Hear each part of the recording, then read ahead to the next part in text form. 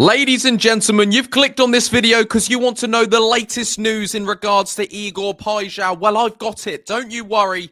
Let's get into this. I'm only joking. I've got sod all. Of course I don't know anything.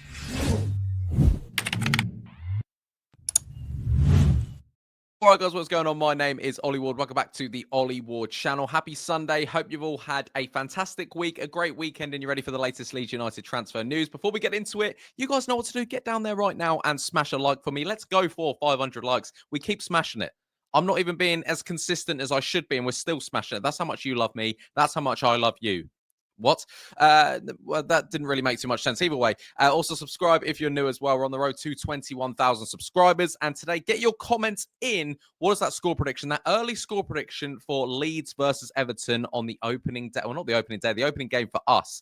I'm looking forward to it. I can't wait for the season to start. Without further ado, let's get into the latest Leeds United news, transfer news, rumours. More of a discussion point today because it's a Sunday. It's a wrap-up point to see where we are right now and what's the plan for next week. So we'll start off with Igor Paixao, and it's close to a full agreement. I think everyone knows this now. We're all waiting for the here we go. We're all waiting for the final sort of spells in this deal to be done. Leeds' first bid obviously got rejected. They put in a better bid. We're looking at around 28 million plus add-ons, which is a lot of money. It is, but the guy's worth it. And it's coming to a point now because it's getting really annoying. You know, Marseille nearly hijacked it and then Roma hijacked it. It's just all this stuff, all this conflicting reports, and it looks like Leeds United surely soon should be getting their man, and they're fighting for Igor Paixao. And listen, I think he just brings an ounce of quality. He goes, personally for me, if you bring him in, he goes from my sort of 18th prediction to maybe a 16th, 17th prediction, because I know I put this out on Twitter as a bit of a joke. If you're not following me there,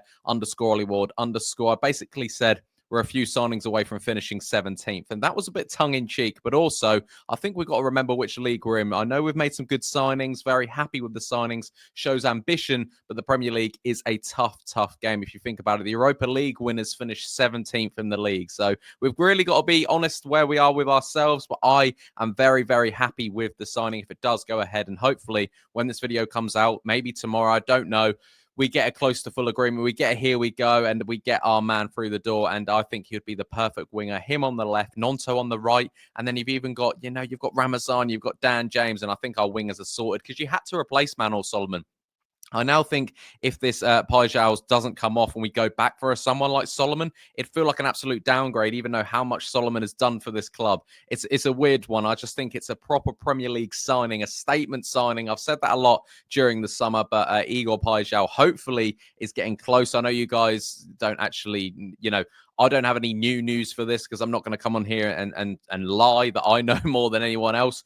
I'm waiting. I'm scrolling. I'm refreshing Twitter the same way you probably are as well. Next up, let's talk Lucas Perri. I haven't spoke about him. Very, very happy. It's around 13.9 million. Could rise to around 15.6. Really, really solid. Really happy with this. And that goes from, again, having an unreliable Meslier and similarly Carl Darlow, even though I do like Carl Darlow as the number 2. This is just a completely different signing. This is shows calmness. It shows, you know, solidity, and that's what we need at the back. And you don't win anything or you don't stay up in this division if you don't have a good goalkeeper. And Lucas Perri comes in. Lyon are going to miss him, which means something. You know, all the Lyon fans are upset. Means he's doing something right. Do you know what I mean? The Brazilian goalkeeper comes in, I believe around 27 years of age, got you know, Europa League experience. He's got a lot of experience. And I really like this. This is a really good signing. He can throw a kettle over a pub. He's got a huge throw. I can't wait to see it. He can play out from the back as well. Brilliant shot stopper. It feels good to have a number 1 in goal that you feel like you can trust without watching loads of him. But I feel like that's what it feels like. He's got the sort of stature of a goalkeeper that is going to be good for Leeds United. I think he's around 6'4" as well. So perfect. Love it.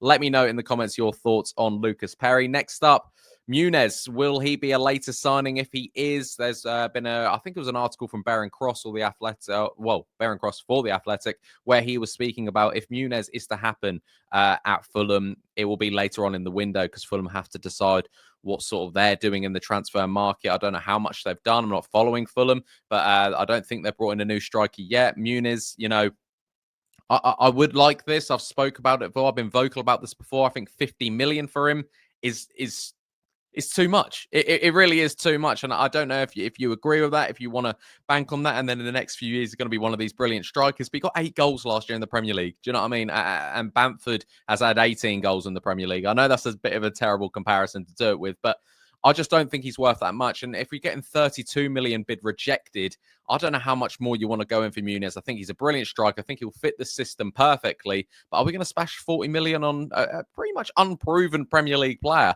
I like the signing. And if he's here, I'll be, right behind him and I'll be saying he's going to score 40 goals. You know me, I like to get behind the players. But either way, I think there's a price. There definitely is a price. And let me know your thoughts in the comments down below. Should Leeds United should be looking at other options? I think they are, obviously. We're just confirming that Rodrigo Muniz, as we've known throughout the whole summer, he is a confirmed target and Leeds United will maybe go in for him. We'll have to see how that goes, but I definitely think there's a price. 50 million for me, way too much. I've just done some pretty much confirmed departures. We look like Meslier is going to be leaving. Obviously, he's not going to be the number 2. That'll be Darlow. Number 3 is Alex Kearns. He wants to play first team football. Illan Meslier, he will be leaving. Similarly with Joseph, if the right offer comes in, Mateo Joseph will leave. I can't see a way where Mateo Joseph gets back into the squad. Few years ago, and the same way thing, with Willie Gnonto, he stuck around in the end after handing in a transfer request, and now he looks like he could be our starting right winger in the Premier League. I do believe, though, Gnonto's football suits Premier League more than Dan James, even though, on their day, and especially last season, Dan James is the better winger, but technically, and low sense of gravity and things like that, I think Dan James works in the Championship a lot better than Gnonto does, and, similarly, Gnonto, I believe, works better in the Premier League. I think that first game of the season, I'd like to see Gnonto on the right and either, Paixão or Ramazani on the left. That doesn't discredit anything Dan James has done. I think he's brilliant, but there's a time and a place and an opposition. And maybe Everton is the opposition for Dan James. We'll have to see. It's good we've got the headaches that, we wouldn't have played this winger, instead of going, oh my God, we're only stuck with this winger. So we're in a good position right now. And that goes on to my next sort of question is, because this is a lot of a talking and question. So get in all your comments and I'll be replying to all of you. Do Leeds United need any more signings? Obviously, we need a number 9. And then after that, where do Leeds United go? I think that's what they want to do. Obviously, if you get an Igor Paixao and then say Rodrigo Muniz, is that Leeds United done? What do you guys think? Do you think we need a number 10? I think it's a luxury position for Leeds United this year. I think you're going to see the likes of Tanaka playing there, Ramazani playing there, Gnonto playing there. We've set up pre-season in the 4-3-3 with not really a 10 necessarily, just a lot of different movement in the middle of the park, which I like. Sean Longstaff could probably do a job in the 10 as well. We'll have to see. What do you guys think? Do you think we need more fullback cover?